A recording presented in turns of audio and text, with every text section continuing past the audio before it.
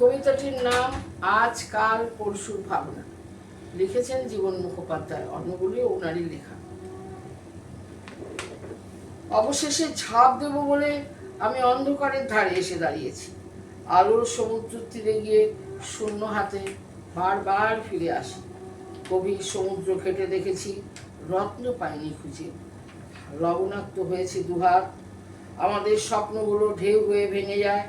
ভাঙা ঢেউ গুনে গুনে ক্লান্ত হয়েছি কেউ কেউ।